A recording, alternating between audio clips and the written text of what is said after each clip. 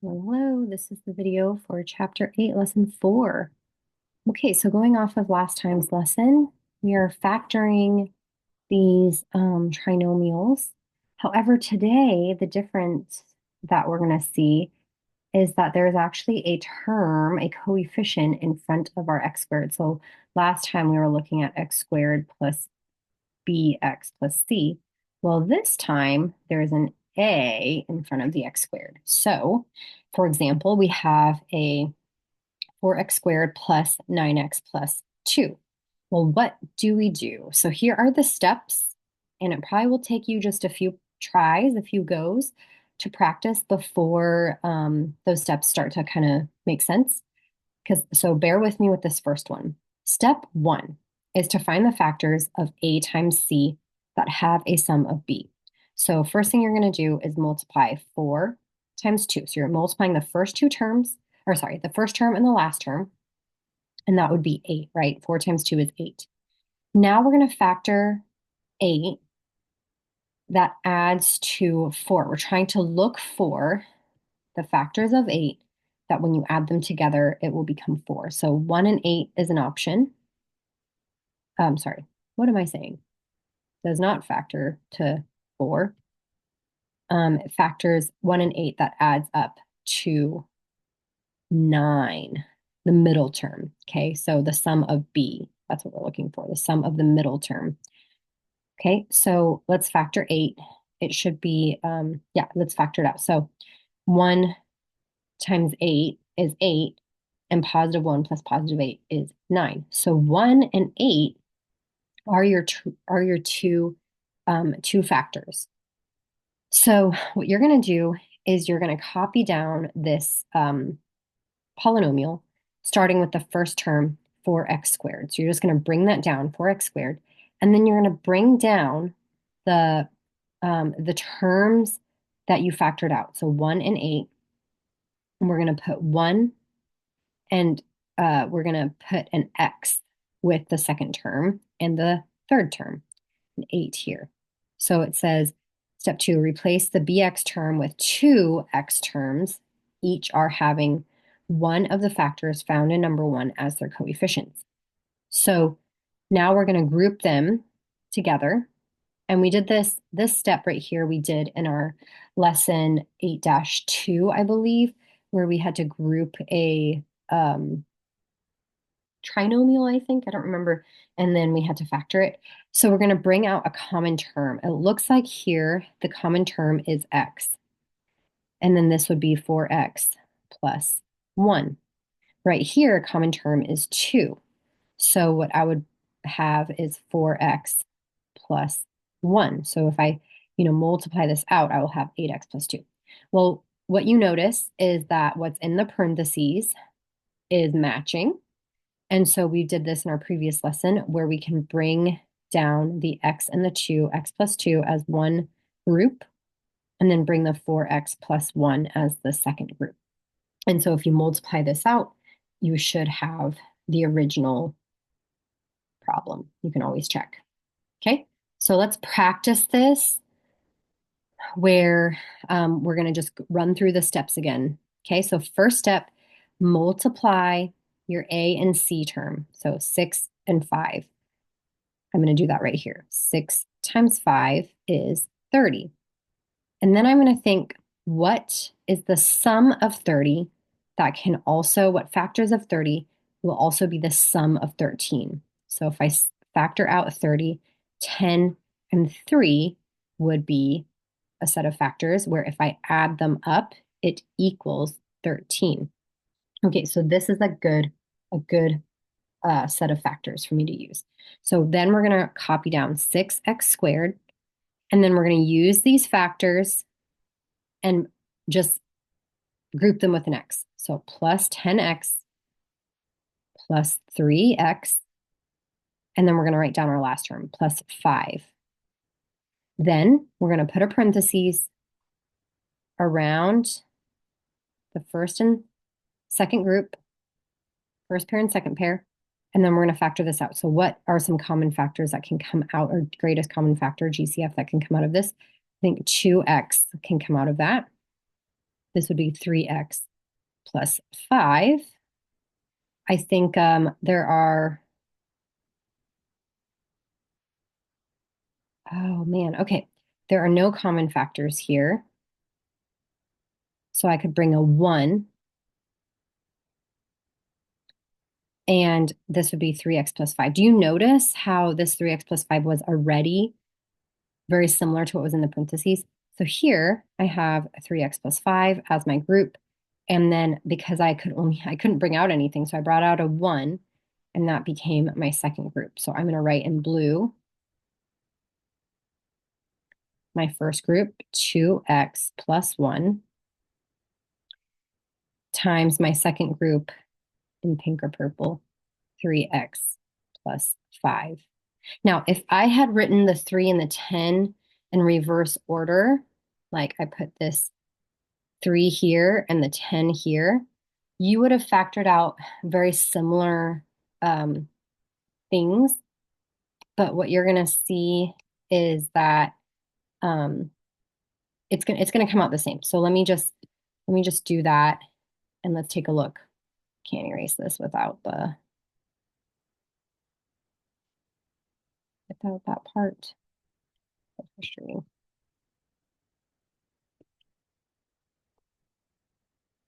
Okay, so I'm just gonna write it down over here. If this was a 3 and this was a 10, I would bring out the 3x, right? Then I would have 2x plus 1. And then I'd bring out, for this one, I'd bring out 5, and I would have 2x plus 1. What do you notice? I still have the exact same groups, the 2x plus 1 here, and then the 3x plus 5. So you don't have to worry about what order. If something can be factored, it will work, even with the order of if you change it. Okay, so in ax squared plus bx plus c, suppose ac is positive and b is negative. So suppose this is a negative.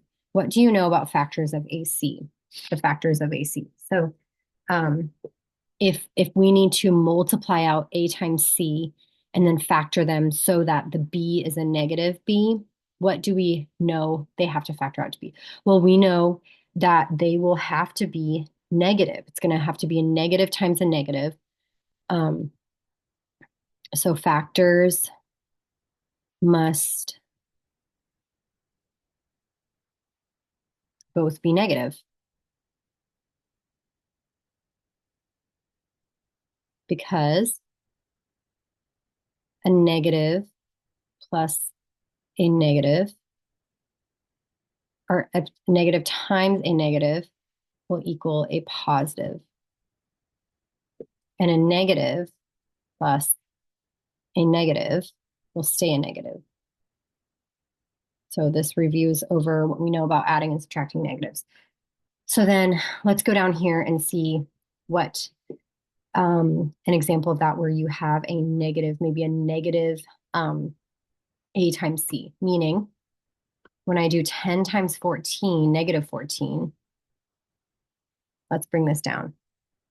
So first step, 10 times negative 14 is negative 140, which means I want to factor them out so that I have a sum of 31. So I'm going to have, I could have a negative and a positive added together, or a negative and a negative. So I'm going to try to just factor through the 140, negative 140, and think, okay, what two numbers? Well, I've done this ahead of time. So I factored out 35 and 4. 35 times 4 is 140. And then I have to assign one of these to be a negative so that when I add them, it equals 31.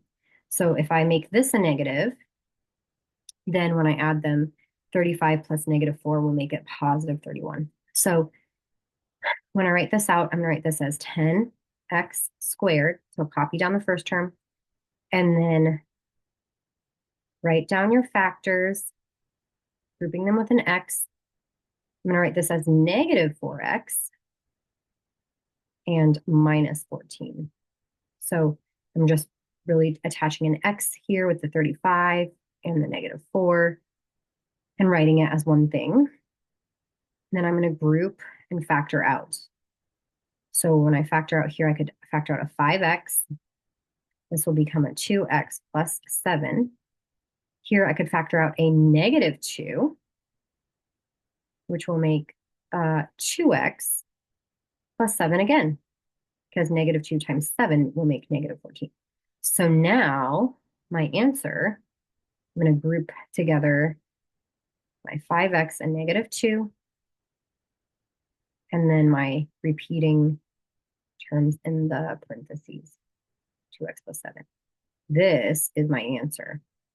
Hopefully it's starting to kind of fall into place. We'll do a little more practice. An area of a rectangle is 8x squared plus 22x plus 15. What are the possible dimensions? So you're really thinking, what two things can you multiply to make this expanded out trinomial? So again, we're going to multiply 8 times 15. So 8 times 15, plug it in, and that is 120.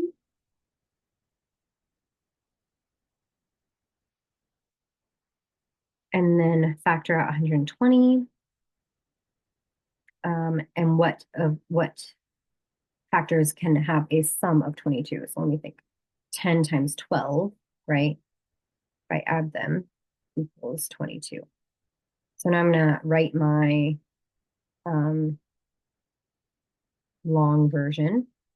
8x squared plus 10x plus 12x plus 15. Then group them. And then bring out any GCFs. Here, I think a 2 would work, 2x. 4x stays inside, plus 5. Here, I think a 3 would be a common factor, plus 5. And again, I noticed how perfect. I've got my 4x plus 5 in parentheses and my 2x plus 3. So my answer is 2x plus 3, parentheses, times 4x plus 5. There's my answer. All right, what if we've got these negatives? So what do we do with these negatives? With the negatives, same thing. Multiply this out. 8 times negative 20.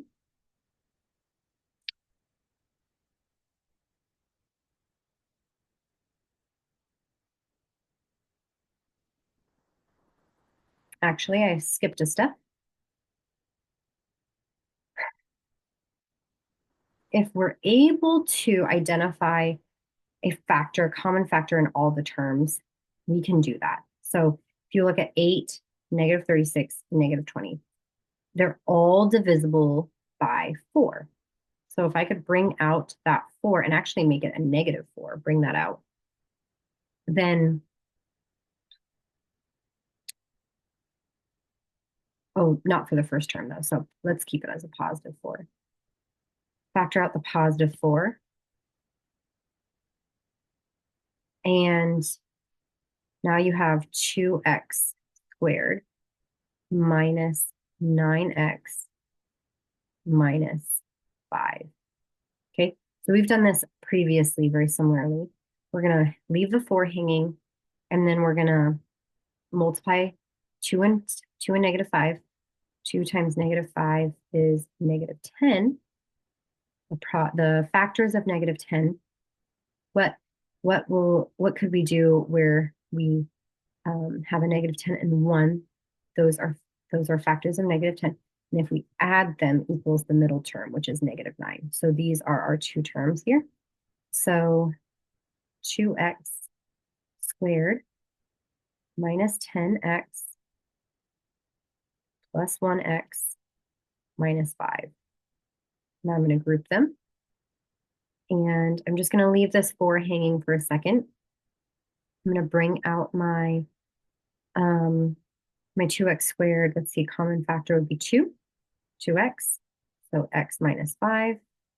Here and here, nothing really comes out, just a 1 maybe. So 1 and then x minus 5. And you can already see this x minus 5 already kind of goes along with it. So now if I group these together, I have 2x plus 1 times x minus 5. And then I don't want to leave my 4. I'm going to bring that back down because that still belongs to my answer.